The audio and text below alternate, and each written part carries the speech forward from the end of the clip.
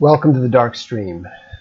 Voxday, voxday.blogspot.com, and, of course, Dark Legion Comics. So, back a few weeks ago, when the whole controversy over our involvement with Comicsgate began, I tried to explain to everyone, especially the Comics gatekeepers, that SJWs are a significant problem. Not just to Castelia House, not just to me, not just to alt-right extremists and so forth, but to everyone, literally everyone. And one of the things that I talked about, and one of my motivations for acquiring the Comicsgate Comics imprint, was because we always anticipate SJW shenanigans. It's something that we factor into our standard thinking. When we're looking at what's happening, doesn't matter whether we're planning a crowdfunding campaign, doesn't matter if we're considering publishing an ebook, we always spend some time thinking about what the opposition from the SJWs is likely to be.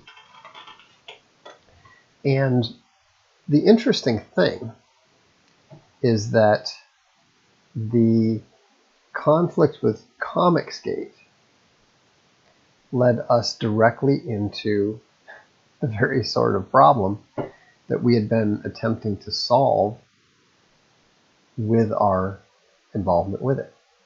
What happened was that on September 10th, so not very long after the whole thing had erupted, but after I had withdrawn, after I'd released the imprint, and after I'd changed the Dark Legion, or the Comicsgate version of Dark Legion, we got hit by 4 of the Dark Legion titles being blocked on Amazon.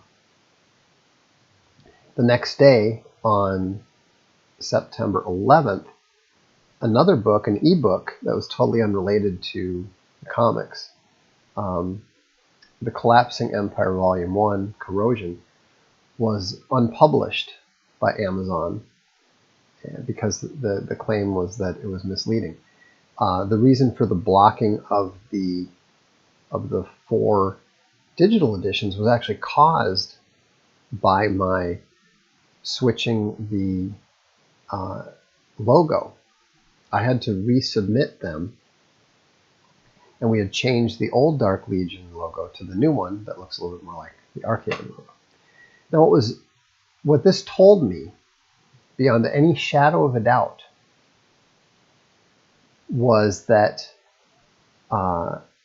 there was an SJW in the quality assurance review department. See, that other book, the one that was unpublished, had been previously attacked by probably the same person. And so we were quite confident that the two were related because it wasn't anybody in the publishing department, it was somebody in the quality assurance review department that was blocking the gun ghoul stuff. And so it was rather difficult to deal with because you aren't allowed to have direct communication with the quality assurance people. And that what they demanded was, well, we need to know that you have the right to publish this. And as I pointed out when I talked to them, it was ridiculous.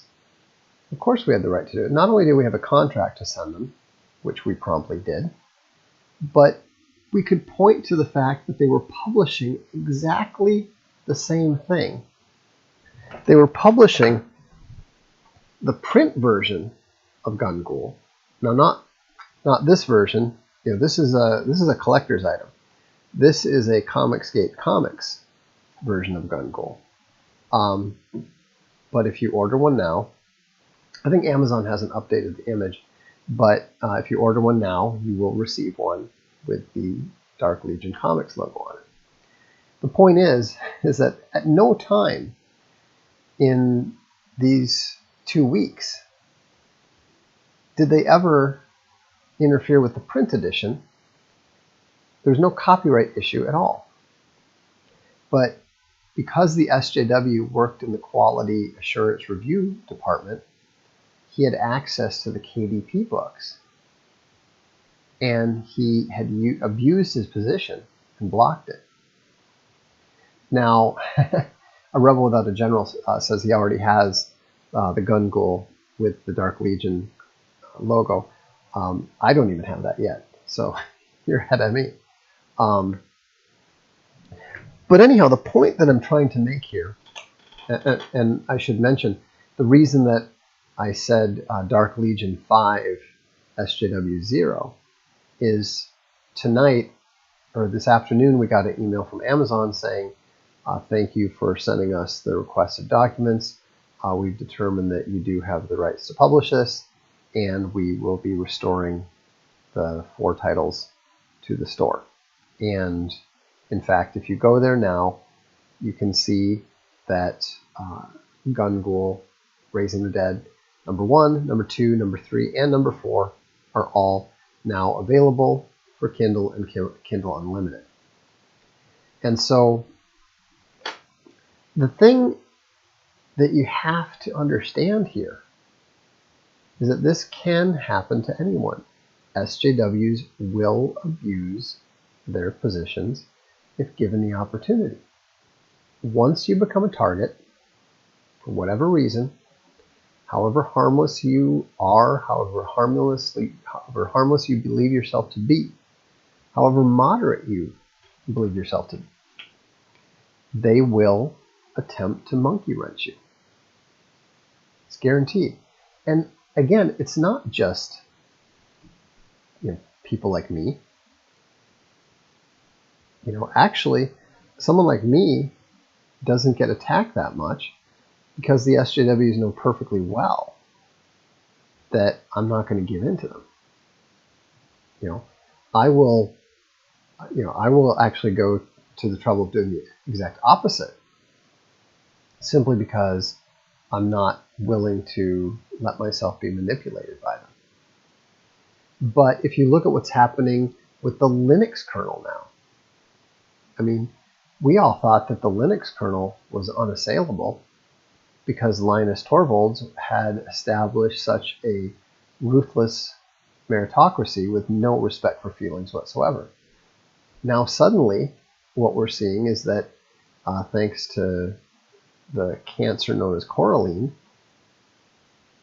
SJWs have managed to successfully oust Linus, and they've managed to establish a code of conduct that they're already weaponizing. They're already using to go after non-SJWs and eject them from positions of influence within the project.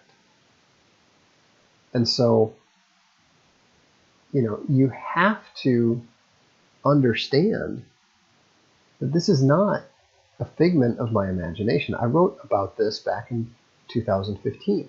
Nothing has changed. I even specifically warned in SJWs Always Double Down, I specifically warned of the danger of codes of conduct and about this Coraline creature specifically. And now we're seeing Linux, of all things, being converged. And so, you see people like Roosh, whose books have been under attack. And the thing is that virtue signaling and trying to get back in their good graces, like we're seeing some of the Comicsgate people attempt to do, is not going to work. It's not going to work because it's not about you. It's about them. They need to be oppositional. Once they have you as a target, you are of use to them. And if you are a target who is willing to virtue signal, what you're doing is you're painting a target on your chest. You're not signaling virtue to them. To them, you're signaling weakness. And they're going to keep pushing at it, and they're going to keep coming after it. Question, can't Linux just be forked? Well, yes, it can. The problem is that you need the good kernel developers to come along with you. How many of them will do that? I mean, the problem is far too many people, even after they have come under attack, even after they've witnessed other people being attacked, they simply refuse to accept the reality of the situation. You know? And so, you know, it's just not being taken seriously. And I've been telling people since 2015 that the only way to deal with them is to attack them. That's what we're doing with Archaven. That's what we're doing with Dark Legion.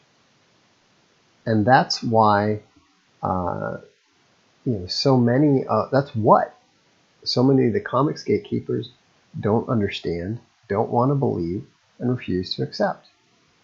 You can even see in the discussion that was taking place at Bounding into Comics, in the comments, you know, they were saying that, oh, well, you know, Vox and the guys at Archaven are just as bad. No, we're not. We're not trying to disemploy you. We're not trying to ruin your careers. We're not trying to hinder your ability to pay your bills and feed your families.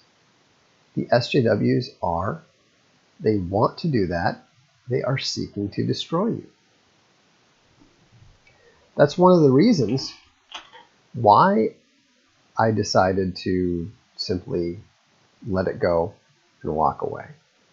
Because we have bigger problems and bigger challenges on our hand than getting into a pissing match with a bunch of clueless moderates. You know, you guys are going to have to learn the hard way. If you're not going to take my word for it, if you're not going to learn from the example of Sir Tim Hunt, of Milo Yiannopoulos, of Roosh, of Linus Torvalds, of what's happening in Linux right now, what's happened at GitLab or GitHub, if you're not going to learn from any of those things, then you're going to learn from it happening to you sooner or later. It's up to you. Question. It's floating around that you co-opted sad puppies. Yeah, I addressed that a little bit on my blog today. Any and every claim that I co-opted sad puppies in any way, shape, or form is totally false. It is absolutely, utterly, and completely false. You will notice that of the people making that charge, none of them happen to be Larry Correa, Sarah Hoyt, Brad Torgerson, or Kate Polk. Those are the four leaders of the Sad Puppies. Larry Correa launched it in 2013, ran it again in 2014. In 2015, he was the nominal leader, but I was the strategist behind it. You'll notice that there was a big difference in the results between 2014 and 2015. That was the result of, you know, them following my lead. In 2016, we had a difference of opinion.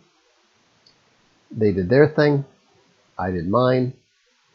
And as we saw, and as I predicted, rabid puppies ended up becoming dominant. And so, that's how it worked. At no point did I co-opt sad puppies. At no point did I attempt to. At no point did any sad puppies accuse me of doing so. So the people that are making that claim don't know what they're talking about, and they're just flat out incorrect. So, if anyone has any questions about it, I'm happy to address them. But what I am telling you is not the whole story, nor do I intend to go into the whole story because it involves other people. But there's never been any ill will between me and any of these people, at least not as a result of our puppy-related campaigns against the Hugo Wars. Sarah Hoyt and I have some differences of opinion on immigration, but I have nothing against her, and whatever issue she might have with me has nothing to do with the puppies. So, but there is a lesson to be learned from the sad puppies and the rabid puppies, and that is going on the offense works. Going on the offense makes a difference. Going on the offense really, really upsets, disturbs, and discombobulates the SJWs. Constantly playing defense and trying to fix the institutions that the SJWs are destroying does not. Let's see. All this Comicsgate drama is ridiculous. Who thinks it's being caused by SJW false flags? It's not. There's no question that the leaders of Comicsgate, the pros who are currently dominating whatever that movement now is, they are very shy of the nationalist right. Even the Christians among them disavow and disdain nationalism in general and ethno-nationalism in particular. That's fairly common. It's blitheringly stupid, but very few people have thought through the issues and the contradictions that are involved. And so here's a good question. Why did Lee Kuan Yew use forced integration tactics if he knew a multi-ethnic society was a poor idea? Because he didn't have any choice. Singapore was already a multi-ethnic society, and there was he had no significant power when he was sitting there right on the doorstep of both China and Malaysia, both of which could have crushed Singapore if they were motivated to do so. There's absolutely no way that Singapore could have chosen one side or the other. He did the best that he could, and he was extremely effective because he was extremely realistic. So, can codes of conduct be opposed as labor relations violations of the First Amendment? I doubt it. Codes of conduct should just simply be opposed because they are destructive weapons that will be utilized by SJWs to destroy the organization. The problem, of course, is convincing people of that, because no matter how many times it happens, you can't seem to get people to grasp that the people who are proposing them are not well-meaning, or that the same process is going to play out in your organization as all the others that were already previously converged. Do you take any supplements? Fish oil, vitamin C, sometimes vitamin D when I remember. Nothing very serious. Let's see here. There's a question I wanted to get to. I was trying to recall what it was. I think we were talking about, let's see, puppies, confiscate. Oh, one thing that's going to be interesting is I've been exchanging some email recently with the guy from Bleeding Cool. And he's in the UK where they have to take libel considerably more seriously. And it was brought to my attention that although they usually studiously ignore everything Arkhaven and I are doing, they'd made some comment related to Comicsgate talking about how I was a white supremacist. Now I sent him an email pointing out that that was libel, that it was false, that there was absolutely no evidence whatsoever that I was or have ever been a white supremacist, and I pointed out there's a considerable amount of evidence to the contrary. So he was good enough to take down the accusation. I also asked him to run another article clarifying and apologizing for it. So he said, well, what if, he said, this accusation is out there. Would you be willing to answer some questions to address it? And I said, absolutely. Now, of course, this is somewhat contrary to my general approach to the media, which is to completely ignore them, which I have been doing. But in this particular case, I think it's going to be extremely useful, educational, and informative, because what I've realized is that we have a whole variety of extremely effective arguments against this ridiculous accusation that to support ethno-nationalism and nationalism is somehow tantamount to white supremacy. And we'll see we'll see exactly which direction that they take. But the point is, the very same people who demonstrate to free Tibet also oppose the idea that Europe is for Europeans. That's why they were so confused when the Dalai Lama came out and said Europe is for Europeans. But it's the same principle at work.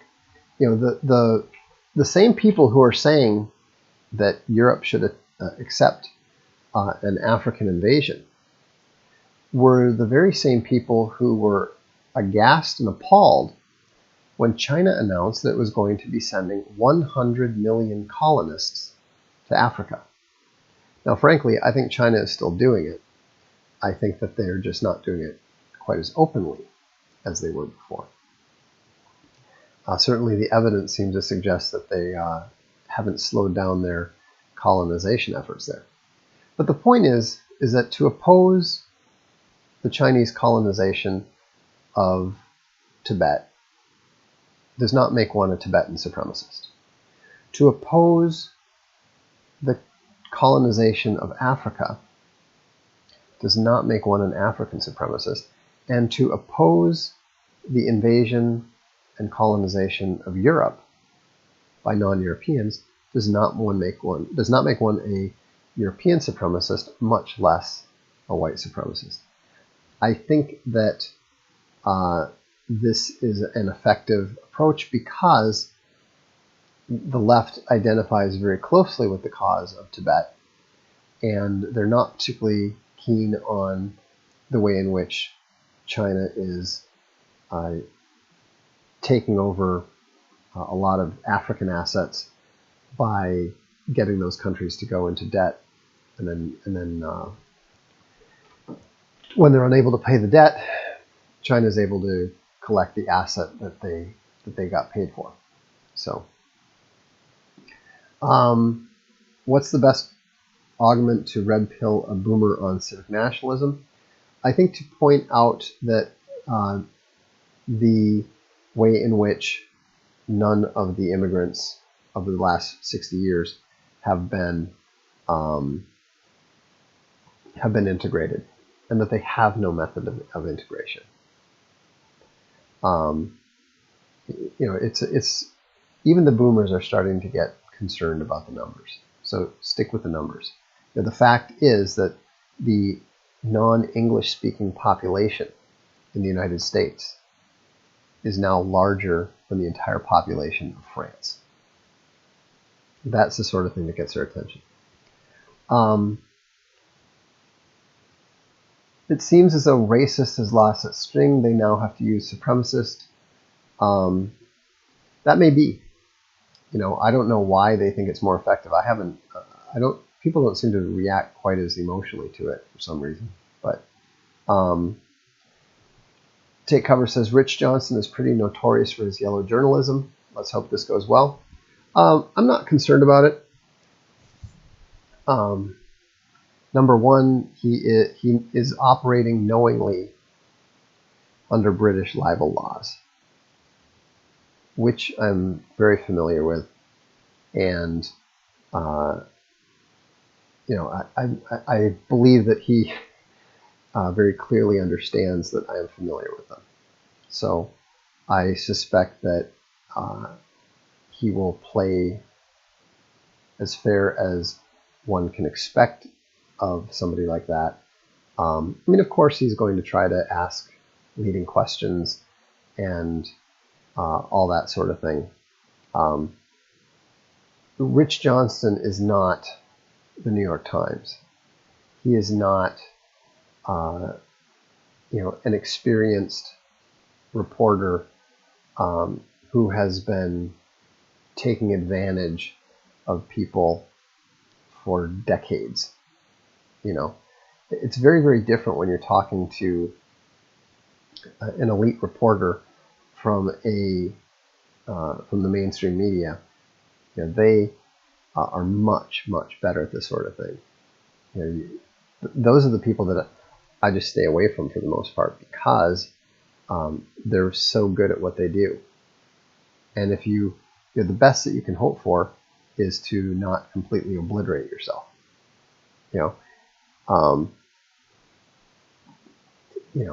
Even if, this is bleeding cool.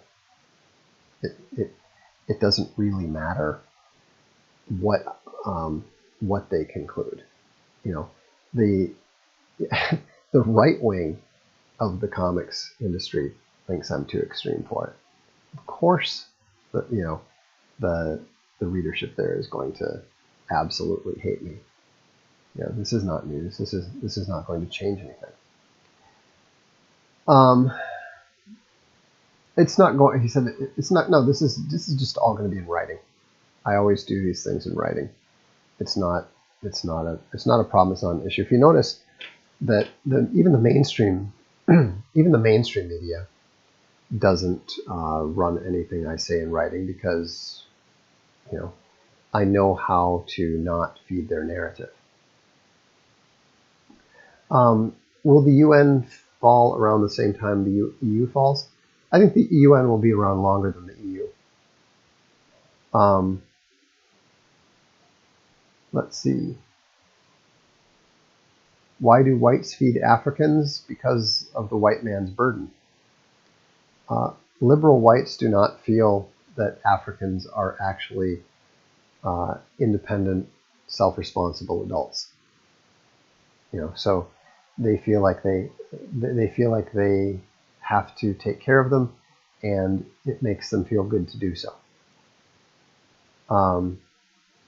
Superluminary audiobook when? Podium is working on it now. So whenever they're done. When the next economic crash hits, will Trump and the Republicans get the blame, thus leading to a far leftist socialist taking power in 2024 or 2028? I think that the next economic crash is going to lead to problems that go well beyond the idea of a left-winger becoming president. So how bad it'll be, I don't know. But it looks like it could be pretty grim. After writing The Return of the Great Depression and finding out how much further down the road the Fed could kick the can, I've learned to stop attempting to make detailed predictions on that score. So I should mention before we go that the Alt Hero Q campaign is still going. I would definitely encourage all of you to support it, even just at the digital edition level. It is very good. It is potentially great, and I would highly recommend getting on board with that one. You're not going to regret it. Did Q jump the shark? No. I don't know what's going on, but when somebody's delving into the world of disinformation like Q does, I wouldn't overreact to anything that is posted there. Just backed Alt Hero Q hardcover. Thanks very much. I appreciate that. And I can tell you that just based on, this was our first true graphic novel. It's only 116 pages compared to the 150 of Alt Hero Q, but it's going to be good. It's going to be really good. Just backed. Looks really promising. I appreciate that. Hey, now I've got a question here that I want to address.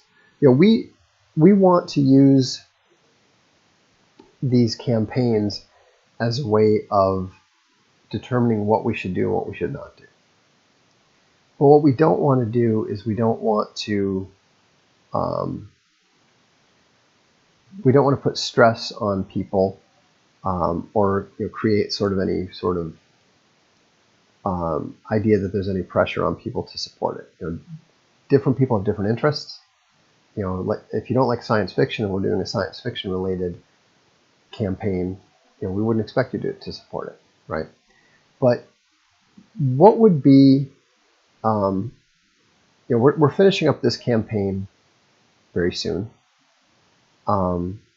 Obviously, there's the Ember Wars campaign going on, but that's not a primary one for us. That's just one we're supporting and publishing. Campaign fatigue is a potential issue. Ideally, when do you think the right time for the next campaign would be? Is it something that you would want to see? Because keeping in mind, it's not just about raising the money for something. If you don't want something, we don't want you to support it. Because then we won't do it. I mean, if the campaign fails, then good. That means we shouldn't do that. So when would be, in your opinion, the ideal time for a next campaign on a completely different subject? Would it be, would you like to see us do it in November? Would you like to see us wait until the new year? I'm just curious to know what you think. Frank says, by the way, Alt Hero #1 is in the top 100 graphic novels on Amazon. Congratulations. Thanks very much. And thanks to all of you for making that happen. I mean, it's kind of amazing that people bought that at all, because we sent it out free to all 2,200 backers. Annually, as soon as possible. That's, yeah, we're talking about a comics campaign. A new comics campaign. It would not be an Alt Hero related campaign. We're still going to be getting Alt Hero out.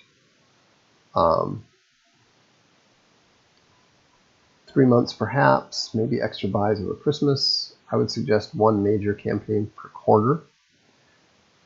one campaign every year probably isn't enough, given, I mean, Alt Hero was a little different because we ended up committing to do 24 issues, which if I knew more, we would not have done that. That was cluelessness on my part.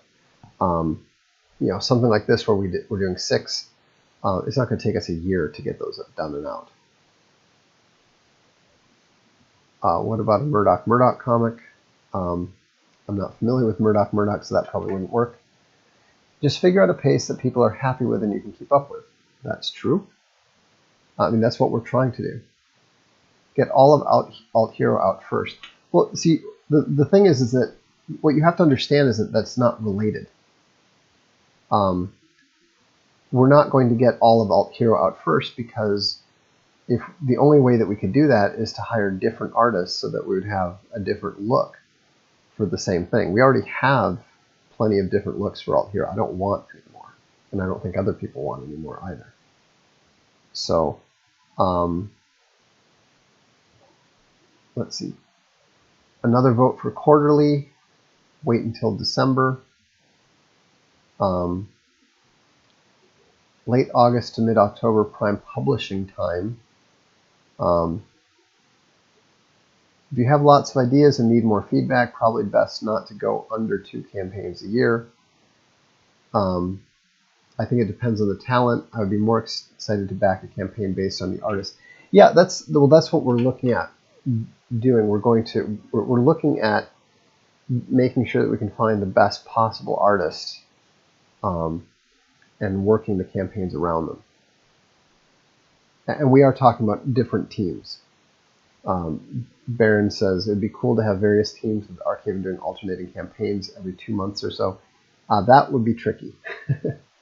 That would be tricky.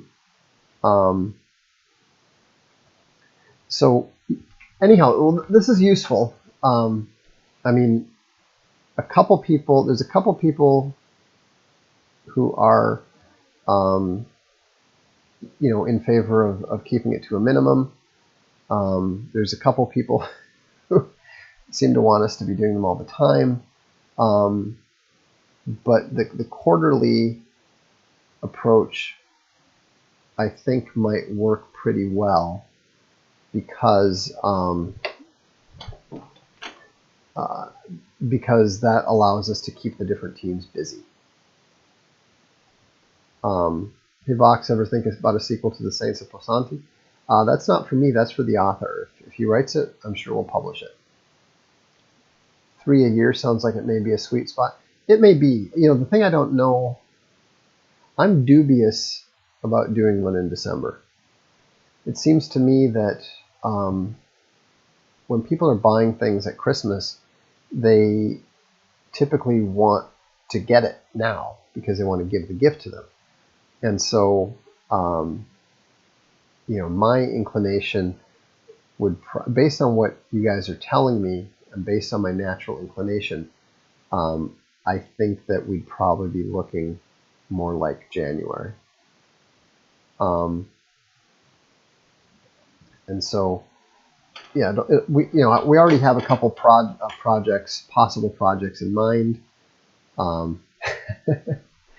and no, this is a good point. If you have too many campaigns, I won't be able to afford everything I want to support. That's true, and that's why we want to make sure that we always have a inexpensive option that allows people to get the digital stuff. Like, for example, people have said that $15 for all the Alt Hero digital stuff is a great deal. Now maybe that wasn't quite enough. Maybe we should have stuck with 25 or something. That's what we did with. It's kind of funny. I think that maybe we got it backwards. 15 for Alt Hero Q and 25 for Alt Hero probably would have been a lot more, made more sense. But again, we're just learning what we're doing here. I'm not going to pretend that we're the experts at this. When is the first book shipping for the first backers? Well, we are finishing up both 5 and 6 right now. So I think that the first book is probably going to ship to the backers in definitely by early November. It could possibly, no, it'll probably be November. It could theoretically be towards the end of October, but realistically, I would say November. So, how do I join the Dark Legion? It's really not an official thing. You might want to check out the new... Oh, by the way, I should show you this. Speaking of Dark Legion, we have decided to change the logo, and we've gone to a new... It's kind of a combination of the two, a little bit more towards the new one, but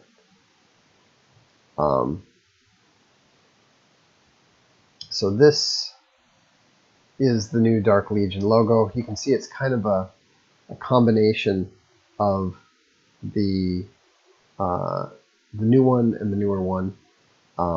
We just cleaned it up a bit and made it a little bit simpler so that it shows up clearly when it's small. And so that's we're looking forward to getting those t-shirts out. I can't wait to get one myself. Will Alt Hero campaign cover all 24 issues? Yes. If you're a digital supporter of Alt Hero, you will get all 12 Alt Hero comics and all 12 Chuck Dixon's Avalon comics in digital format.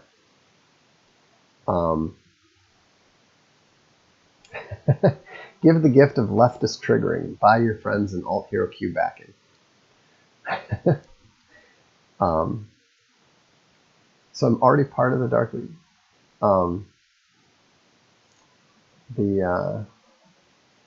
Anyhow, yeah. So we're just continually trying to improve, and we're continually trying to get better. And so, yeah, we do want to do a quality baseball cap. The first caps they had were a little too deep, so we'll see. Can you code C? No, I don't code at all. I'm a designer, not a programmer. I've actually been, to be honest, I've been working on a football design all day, and I'll be doing that pretty much all day tomorrow too. So,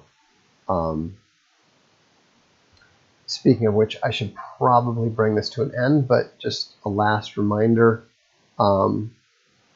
if you're not backing Alt Hero Q, give it a whirl, and I think you'll enjoy it. Thanks for tuning in. Also, if you haven't read Gun Ghoul yet, and you're on Kindle Unlimited, I'd encourage you to go and pick up all 4 copies. Pick them up and read them. If your shipping address has changed since donating, how should we fix that? I think you can do it on Indiegogo. If you can't, then just shoot me an email and we'll modify the database. So anyhow, thank you so much. Have a good evening, and we'll look forward to seeing you at the next Darkstream.